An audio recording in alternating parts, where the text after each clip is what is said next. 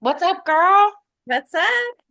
Welcome to Peace Out Witches. You're listening to our sacred space for real talk, ritual, and reclaiming your magic in the mess and the beauty of everyday life. And we're your hosts, Jamie and Stacy, best friends, moms, mystics, and co-founders of Peace Not Perfection Academy. And today we're diving into the fire, fun, and freedom that the maiden archetype brings to all of us women. And this energy of wild curiosity can be fierce and it can bring desire and it can be raw and it can also feel a little bit like you're becoming. It's not just for the young. Yeah.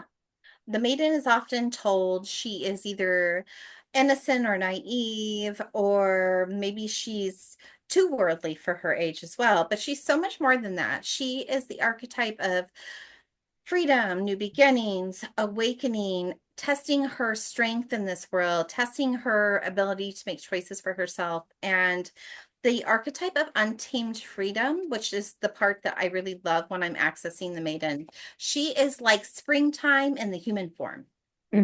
Yeah, I really love to like just take a moment and look at kids when I'm thinking about the maiden. Like I think of that wildness of the maiden and that aspect that she is still really free in her ability to just be. Mhm. There is that really just innocent piece of the maiden. And I think sometimes we think of the maiden as just up to puberty. But really, the maiden, I think for most women, is more like up to pregnancy. And not that you have to be pregnant and have babies to go through the mother archetype, but Mhm. the maiden archetype usually shows up for a little longer than I think we actually think of the maiden.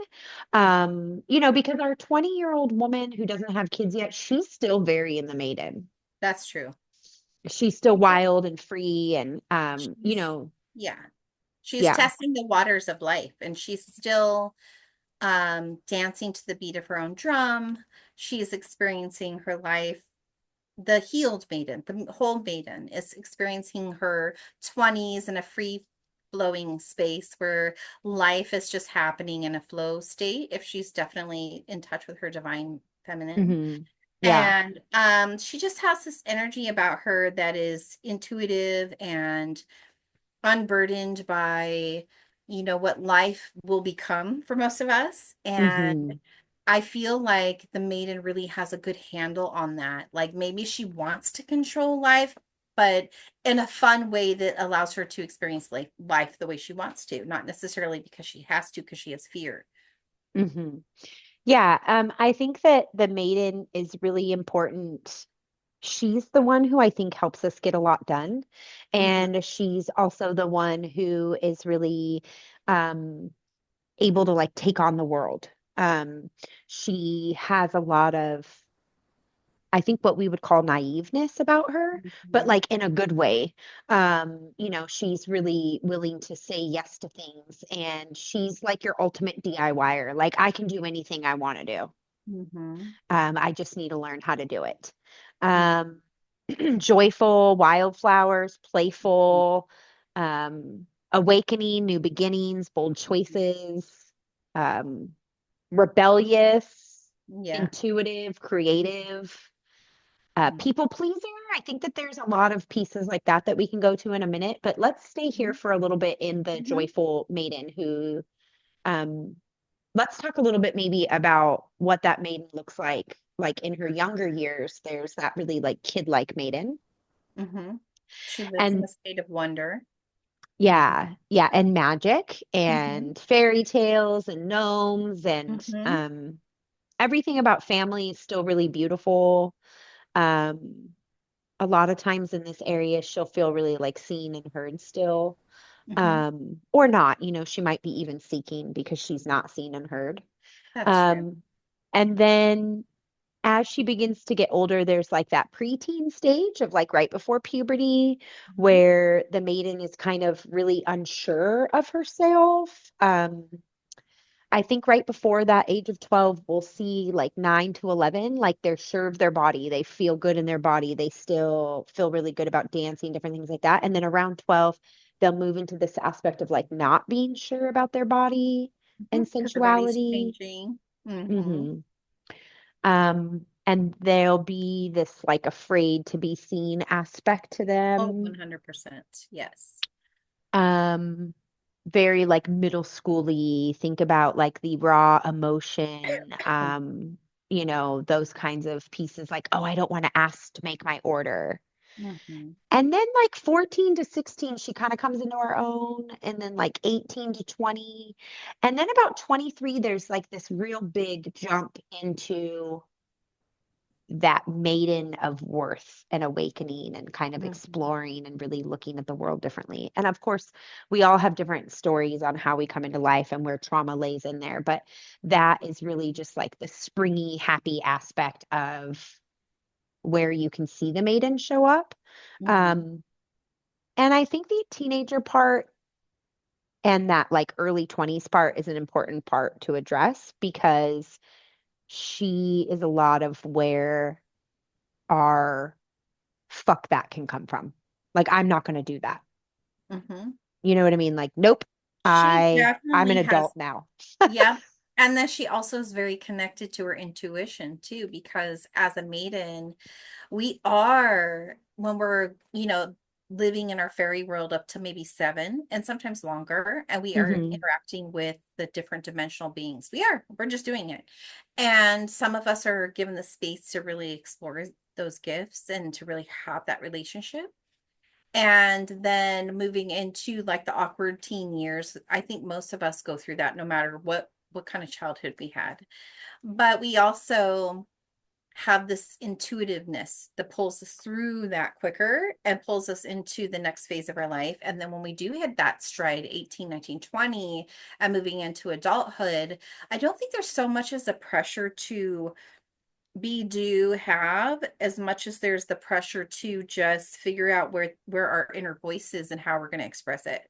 I think that's a lot of what the positive maiden is experiencing in their 20s. So it might Hmm. look like trauma because she's saying fuck no, but she's really saying fuck no because her inner guidance system is telling her hard no. This is a hard yes, a hard no. And Hmm. she is learning to speak it And to and trust voice herself. that. Mm-hmm. She's not afraid. Mm-mm. And again, it comes a little bit from that naiveness. Like, she's not Yeah. afraid to go drive in a van all over the United States or, say no to college or um, live the place she's always lived her whole life and go jump and live somewhere new and just be free of it all. That's Um, true. there's this very like maiden ability to say yes to life. Yeah. She's just very willing to do the things that come at her. Um, Mm-hmm. And I think that, you know, that piece of the maiden also is where I think a lot of our burnout can come from because the maiden doesn't know when to stop yet. She doesn't Mm-hmm. know necessarily how much to take on or not to take on. She's Mm-hmm. still kind of learning how to work and manage school and maybe even manage a family at that point. And so there's definitely a lot of like burdens and things upon her at that point. But she still has a lot of energy and this really rebellious free spirit that necessarily doesn't need to be, Stifled. yeah, or like brought out like I think the mother Oh, does. yeah. She doesn't have her boundaries set at that point. She's still in that free flowing. So like everything's coming at her and it's her path and it's her vision and it's hers, hers, hers. So whether it's good or bad or it's draining her or not, she's still just embracing it. And a healthy maiden in that era is embracing it with a smile on her face and taking her learnings and then going on to the next phase of life with them in a very positive way. Yeah. But there is, I mean, we all have the potential to swing. The pendulum swings. Hmm. And even the maiden that was unburdened in childhood with trauma and major life events that could cause compartmentalization and other things to going to the darker side of the maiden, we still have the pendulum swinging. Even when we're happy, there's going to be moments where we are less happy. Hmm. But I th then go ahead. I think Yeah, let's move into that piece, into Yeah. her shadow and how she shows up um, currently and in her life as she's growing. Yeah. Yeah. There's that people pleaser aspect for some of us that we were taught to do things that were positive when our parents or their influences were telling us, good job. That's great. Keep doing that. Whatever it was, whatever it was, whether it was right for us or not. And as a maiden, we're seeking that approval to some degree, but I think as children, just male or female, doesn't matter. Um, but then we are pulled out of our fluid play and living in that kind of interdimensional place that we were as a young child, because now our attention shifts to the acceptance piece of, I think that's just our ego, our human ego. And we're also taught to disconnect. I mean, we're taught that, well, I don't know if we want to even go down that rabbit hole, but No, go ahead and talk about it yeah. because that people But pleaser is taught to mhm, disconnect because I think yeah. that the maiden part that is joyful and happy and has desire and is raw and electric and has wild energy, she's an important part of what the crone is able to access. Yeah. But I think that the part of the maiden that is the shadow, that is the rebellious, afraid people pleaser who doesn't understand her own boundaries, is Hmm. an important part to talk about. And I think it's because that is where in motherhood and cronehood, we often are spending time reteaching our maiden how to say no, Hmm. reteaching our maiden that she doesn't need to look around the room to Hmm. see what everybody's doing, Or who needs to help. be aware of their emotions, to control the Yeah. room, because if she doesn't, you know what I mean? She doesn't know what's going to happen yet. Mm. Um, there's a lot of, I think, when we're past the maidenhood, of going back to the maiden and working with those shadowy pieces, that inner child, that wounded girlhood. Hmm. And I think it presents itself in motherhood, Hmm. in overwhelm, Hmm. in survival mode, Hmm.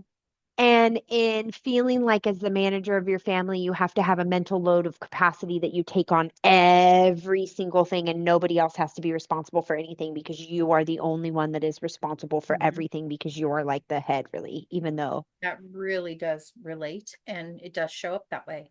It does, especially if your childhood was out of control, because then you're overcompensating and you're trying to create something different for your family than you experience. But then what does it Hmm. do? It causes, laziness or apathy or disconnection, not Yeah. from you necessarily, but from your family. That, oh, she'll handle it. Oh, she'll take care Hmm. of it. And as the maiden, I think especially like when we go into the workforce, if we're forced to go get a job or whatever, and it wasn't something we wanted to do as a career. Say we were Hmm. told to get a job, you have to support yourself, move on, move out. Um, we have to disconnect. We have to disconnect from our own desires, from someone supporting us if that was the case, if we had that. Like now we're on our own. Now we are supporting ourselves. Now we are forced to shut down kind of the flow of our life, at least during that period that we're learning to become independent Hmm. without support. Yeah. Well, and I think that there's also that piece of the maiden in our early experiences, especially experiences with men, that Hmm. will often also lead us to stories that the maiden will make up, whether that be Hmm. that I'm desirable or not desirable, Hmm. or whether that be that I am enough to receive pleasure or not enough to receive pleasure. Hmm. And I think that there's this internal dialogue that we have often that we don't even really understand comes from the maiden a lot of times. And so That's why in our personal path to Priestess program in our academy, we address the maiden mother crone and the wild witch. And so Mhm. the reason that we address those, really, there's more than four archetypes in there, but we address those four umbrella archetypes is because the maiden is a part of every part of us. She is our inner child. She's also our teen. She's also, the one who pulls on the strength when we're in labor. She's the one who pulls on strength when we're exhausted as a mother and things like that that we bring into motherhood and cronehood. And so it's really important to give yourself an opportunity somewhere, if not with our program, a different program, to spend some time with your maiden and do journeying with her and meditation with her and really spend time teaching her how to not disconnect, either Mhm. from her body or from her own desires or from self-care. Right. And to just to give time, allow time to heal those wounds, whatever they may be. Hmm. Trauma in childhood, from the outside looking in, the smallest thing to someone could be the biggest thing to someone else. Hmm. So it doesn't matter the level of trauma they had. We all carry trauma out of childhood. And that inner child needs the attention, needs to be seen and heard. And there needs to be a proper place to do that. It's hard to do that when you're busy in motherhood or you're just not ready to like lift up the rug and sweep out the debris that you need to Hmm. sweep out in order to like clean the house, you know? And but doing the work on the maiden and with the maiden actually will shift your whole life. It's the one place that if you actually go deep and heal and take time to honor her and to address her and to allow whatever needs to happen and come out of you, whether it's through journaling or healing or whatever, it has the potential to shift your whole life in such a positive way. And the mystics talk about it, about, the healing work that you have to do on those levels. And they don't have to take long. They can be, 10 minutes and you can have a powerful shift. It could be a second and you can have a powerful shift. It's just being able to go there and having tools to do it. And I think that it's important to understand that inner child work brings out the good parts of the maiden and the parts of the maiden that need to be healed. And so, when we are in a position in our life where we are feeling small, or we're not feeling enoughness, or we are feeling like we're too quiet, or we are performing for society, we're putting masks on. These are all things that the maiden learns along the way, are how she survives. And Mhm. so it's important to spend time with her and to be able to do that inner child work. And I remember the first time that I ever meditated with my inner child. And I went into meditation and I was expecting something different. And what I saw was a little girl that actually wasn't there. I had to go find her. She was hiding. Mhm. And I had to coerce her out of the place that she was in. And she was in tattered clothes and bruised and broken and just not in a place that you would like normally see a child. And so I'm here in this inner meditation, meeting my inner child, meeting my inner maiden. And I'm expecting to see like my fun 20-year-old self that was like, totally in her maidenhood and loving life. Like, I mean, loving life. And yet here I was in this maiden meditation, having to coerce this little girl out of this like cavey, weird place that she was in. And there was a lot of internal shame and a lot of, um, pain and a lot of suffering and a lot of things that in going there to visit her, I saw physically on her in the Yeah. meditation. And I started to understand the work that needed to be done within myself. Mhm. And then when I would go back in meditation to see her, every time I would go back and do that work with her over multiple months and multiple years. Now when I go and meet my maiden, we swing on swings and she has a princess crown on and she's in her most beautiful tutu dress and she has her ballet slippers on and she's like as happy as can be. Mhm. Um, but I've had to work with amazing shamans and healers and go on a journey of healing to give her a place to be heard and seen and to put on the armor because maybe she wasn't wearing it enough, almost. Mhm. The armor of protection that maybe she should have had but didn't have. And so Right. there's that aspect of being held Mhm. by sisterhood in circles, by being held in shaman work with women who were, teaching me and supporting me and helping me grow on my own path to priestess, Mhm. so that, many, many years of work can bring us to a point where I can teach others how to do the same. Mhm. And so I think that maiden piece is really important. And I think that, going and meeting with her in meditation, just yourself, just going to meditate with her and go find her and go see your Ask her maiden. to visit. Mhm. Yeah, because you don't know what you're going to see. And Mm. if you can't do that, if you can't meditate with your maiden, then go find an old picture of your maiden and put that up and just like spend time Mhm. looking at her every day. Maybe put her somewhere where you can look at her every day and say, hey, like, look at me, look what I've done. Mhm. Look where I'm at.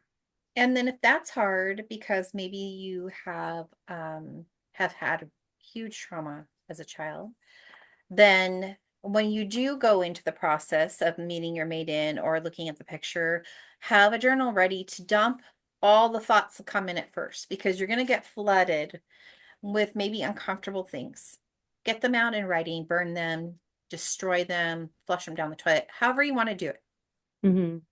And then in the same sitting, don't come back to this process because you're always going to have to like work through the shit first and Hmm. then go into meditation or go look at the picture and observe your maiden after you've cleared some of that junk out because that junk that you're experiencing when you're going in to meet your maiden is the barrier between you and your maiden and actually allowing her to be seen and heard.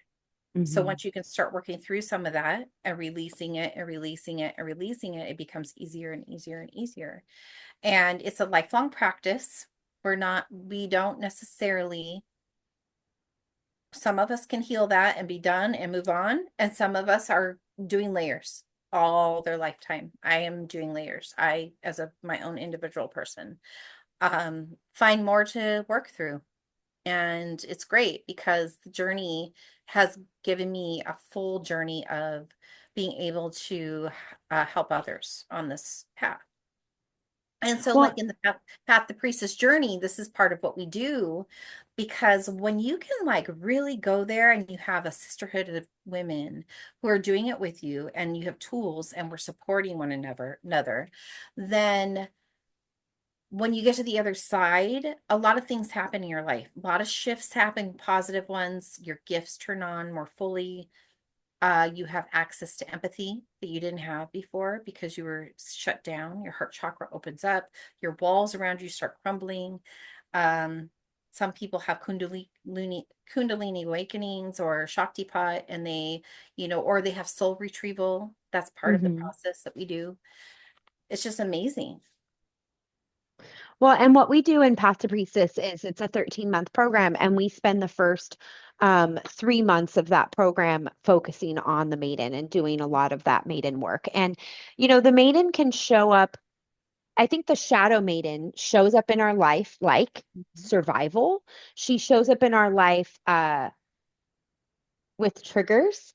She Mhm. shows up in our life if we're raging, if we're experiencing a lot of rage and anger, and we are having feelings with our lovers of abandonment, not enoughness, stories of abundance that aren't all this comes from the It's maiden, and all maiden usually work. Yes. things she grew up believing. The Absolutely. mother is the maiden's story that Mm-hmm. she creates. And when she becomes the mother and she's willing to go back and do the maiden work, she becomes maybe the mother she wants to be because the maiden created things from stories that weren't her own. And then the maiden work creates stories that you want to create instead of stories that are not your own, ancestral stories, things like Mm-hmm. that. So we do lots of different things in our work to help women reclaim their Mm-hmm. maiden. Jamie already talked about some of them. We do soul retrieval, we do meditations with the maiden. I mean, this is a 3-month process of circles and journal prompts. And we really work with each of the archetypes of the maiden. So we'll talk about each of those archetypes and how they're represented. And then we'll journal with each of them. And that really helps bring out the maiden. And then we will communicate in circle about it with women who are also doing this work. And one of the things that I hear about most women who are on the sacred work of reclaiming their maiden is something like, I already thought I did this work. Uh-huh. I do that too. I say that a lot. And here I am again having to do it again. And And here it's we are not, again.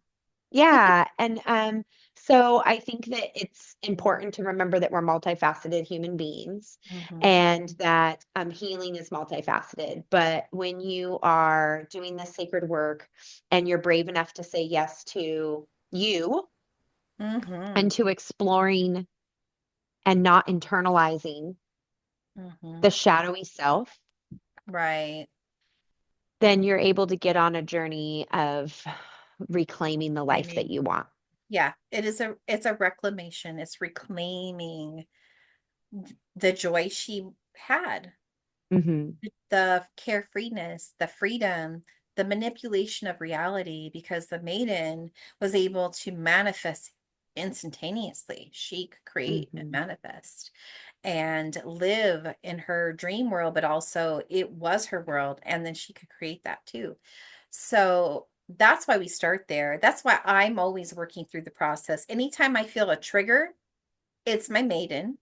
And I had a few today, and I'm like, that's my maiden, and it's a reminder that, there's still work to be done here. We're not ready to, even as you move through and become a leader, if your path is to be a leader and to do host your own women's circles or do healing and coaching or whatever it is, it could be anything, teaching of any sort.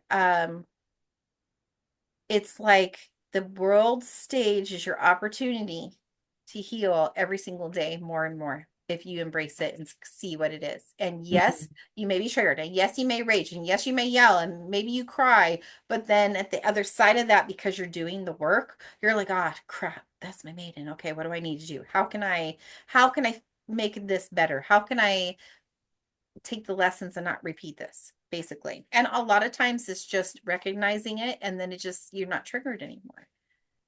And I think that that's where that picture of the maiden and working with the maiden comes in because you want to remember her and who she is because she's who built you. And, she is a part of you. You aren't her without her.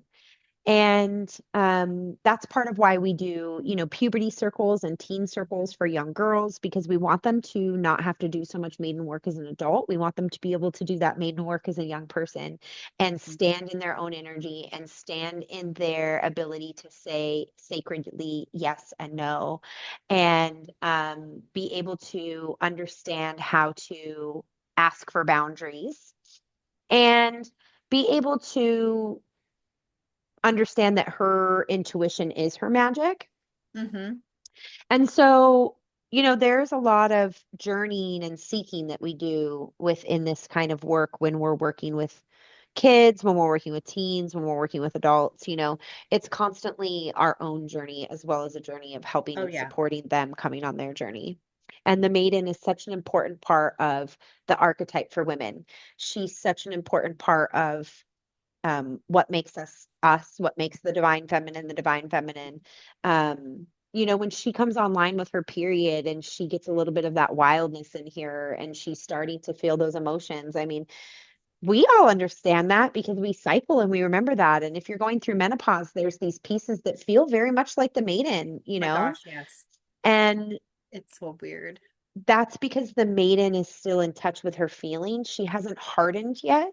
Or That's right. maybe she has hardened and you're spending time re-softening her. Like Softening, my right. maiden was very hard and my maiden was very masculine and my maiden was very out of tune with her intuition. She had fun, she was wild, she liked to do crazy things, but Mhm. that was all part of the mask of her healing. Whereas when I started to go on the journey of healing, I softened. Yes. I softened and I You didn't softened and it became a you didn't need softening. an armor anymore. That's right. Your And so heart. the maiden armor is really what that maiden work is about. Mm-hmm. So do we maybe want to leave them with like a small maiden meditation to like meet their inner maiden real quick? Maybe like a 5 minute Sure, we could if do you want that. to take a deep breath and just come a little bit and maybe just meet your maiden face to face. Hmm. Okay. So just take a few deep breaths. I always like to do three all the way in through the nose and out through the mouth.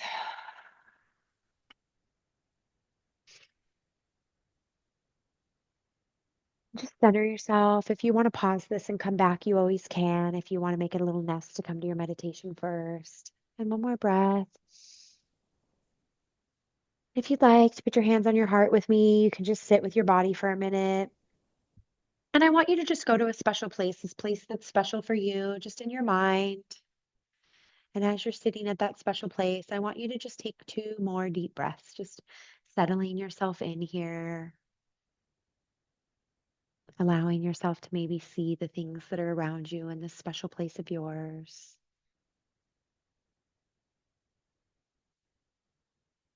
And as you're sitting here in your special place, you look before you and you see a path to the right.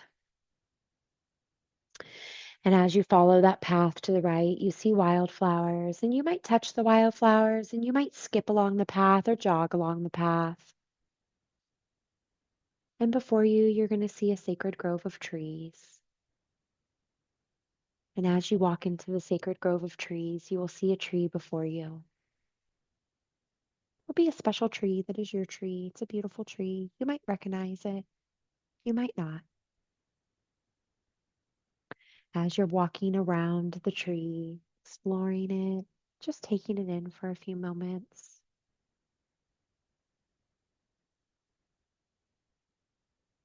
You're just going to find a comfortable spot that looks nice and cozy to sit next to the tree with your back up against this nice, beautiful tree. And as it holds space for you in this special place, you're going to feel yourself sink into the tree. And as you look up, you'll realize you're in the center of the tree and you're protected here in this space that is your own. It's your sacred tree, a sacred circle around you. And as you're sitting or walking over and sitting into that sacred circle, I'm just going to take a few moments to explore what this tree might look like for you.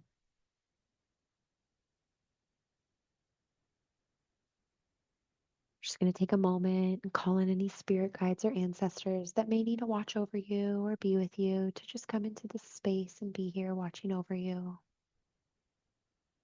And as you look up ahead, you will see a young maiden walking forward. She will appear right in front of your circle. And as you're sitting there, she will sit before you. You're just going to take a few moments to notice what she looks like. What does the top of her head look like? Is she wearing anything? What does her hair look like? What does her face look like? Maybe meet her eyes with your eyes. Explore her face, her nose, the way her smile comes up at each side. Maybe she has freckles or dimples. As you're moving down, notice her hair and the way it flows on her shoulders, and notice her body. Maybe notice what age she might be. And as you're sitting here in her presence, just grab her hands and just say thank you. Thank you for being strong. Thank you for taking me to this place. Thank you for being here with me all the way.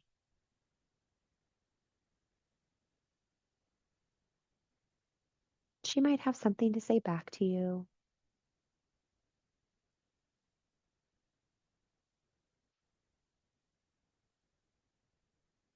She might even have a small gift or a large gift that she puts in your hands.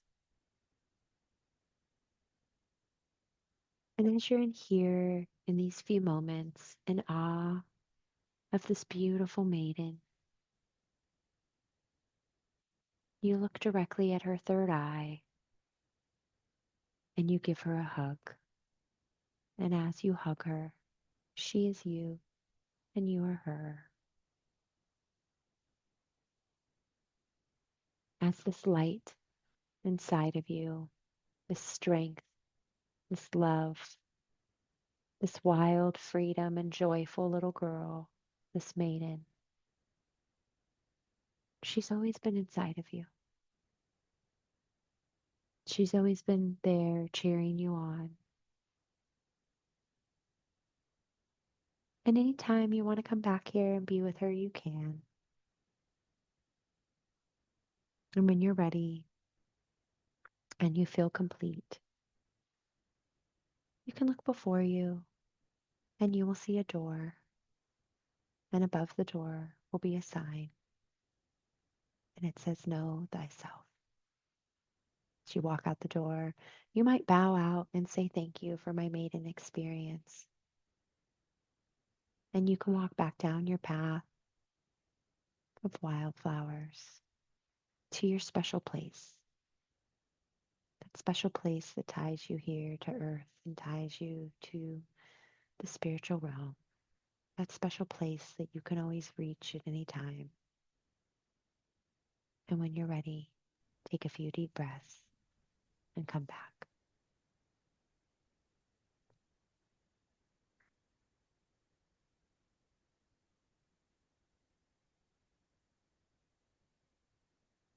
If you want to journal what your maiden self might have left with you, what she looked like, what she gave you, we'll leave you with this.